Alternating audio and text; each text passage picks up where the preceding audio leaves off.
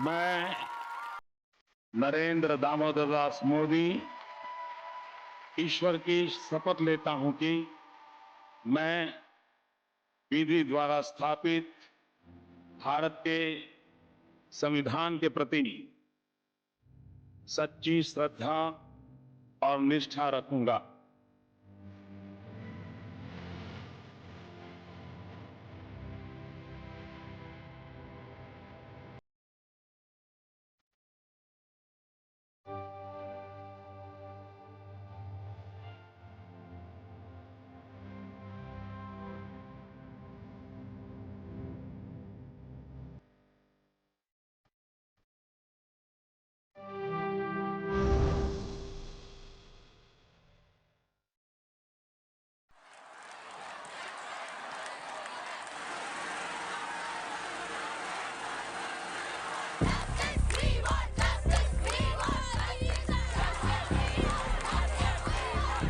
– 2014 से पहले भारत एक ऐसे चौराहे पर खड़ा था जहां हर दिशा धुंधली थी। नीतिगत पंगुता, घोटाले, भ्रष्टाचार की गूंज सब कुछ संसद से सड़कों तक सुनाई देती थी। विदेशी निवेशक हिचकिचा रहे थे और युवाओं के हाथों में डिग्री थी, लेकिन रोजगार नहीं। बेलगाम महंगाई, असुरक्षित सीमाएं, पाकिस्तान और चीन की चुनौतियां और हमारी विदेश नीति बस एक प्रतिक्रियात्मक दस्तावेज बनकर रह गई थी। अगर आप 12 घंटे काम करोगे तो मैं 13 घंटे करूंगा। अगर आप 14 घंटे काम करोगे तो मैं 15 घंटे करूंगा। क्यों? क्योंकि मैं प्रधानमंत्री नहीं, प्रधान सेवक के रूप में आपके बीच आया। 26 मई 2014 भारतीय राजनीति में एक नया अध्याय लिखा गया।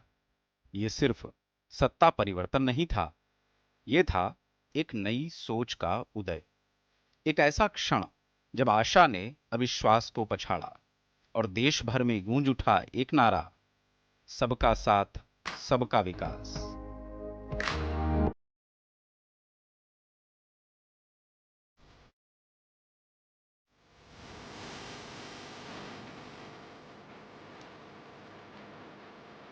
आया एक नया युग, मिनिमम गवर्नमेंट, मैक्सिमम गवर्नेंस। सरकार की सोच बदली और नीति निर्माण में आया नया आत्मविश्वास।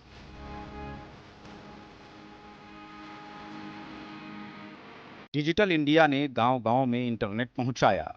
मेक इन इंडिया ने भारत को उत्पादन का पावर हाउस बनाया। स्टार्टअप इंडिया ने युवाओं को सपने देखने की आजादी दी।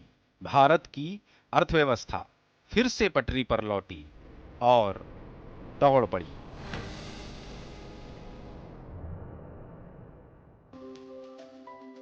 जनधन योजना के तहत करोड़ों नए बैंक खाते खुले। उज्ज्वला योजना से ग्रामीण क्षेत्रों में महिलाओं को धुएं से मुक्ति मिली।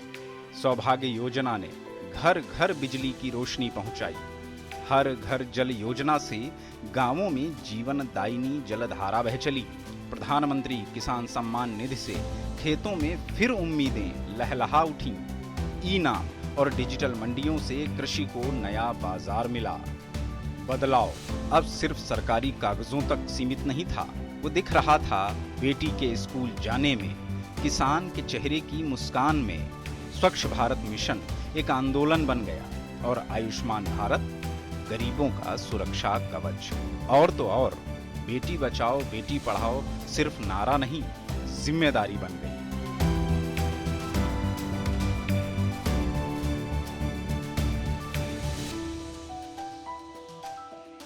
– 2014 के बाद भारत चुप नहीं रहा। भारत बोला और दुनिया ने सुना। G20 हो या ब्रिक्स, संयुक्त राष्ट्र हो या इंटरनेशनल सोलर अलायंस, भारत बना एक वैश्विक नेतृत्वकर्ता। कोविड-19 के दौरान जब दुनिया जूझ रही थी, भारत ने निभाया अपना वैक्सीन मित्रता का धर्म।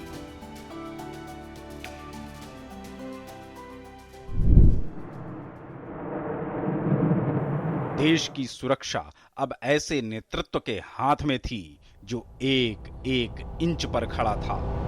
सर्जिकल स्ट्राइक हो या एयर स्ट्राइक, दुनिया को पता चला ये नया भारत है।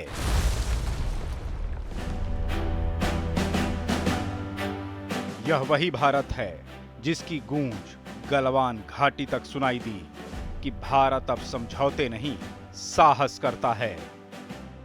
यही नहीं, पहली बार देश को मिला चीफ ऑफ डिफेंस स्टाफ, यानी तीनों सेनाओं के बीच एक सशक्त समन्वय का सूत्रधार। तेजस के अंबर चीरते गर्जन ने दिखाया कि भारत अब आसमान में भी आत्मनिर्भर है।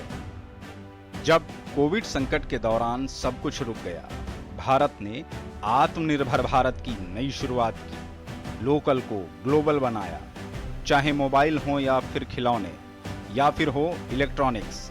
आज भारत केवल उपभोक्ता नहीं, निर्यातक है। टेक्नोलॉजी ने प्रशासन को बदला।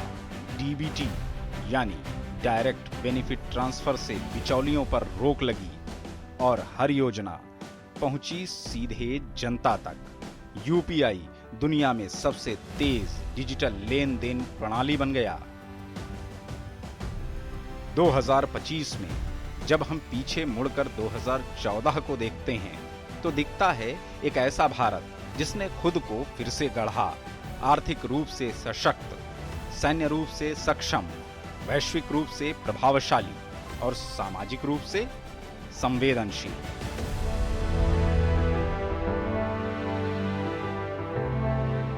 यह 140 करोड़ भारतीयों के सपनों, परिश्रम और विश्वास की यात्रा है। यह नया भारत है जो सक्षम भी है और आत्मनिर्भर भी।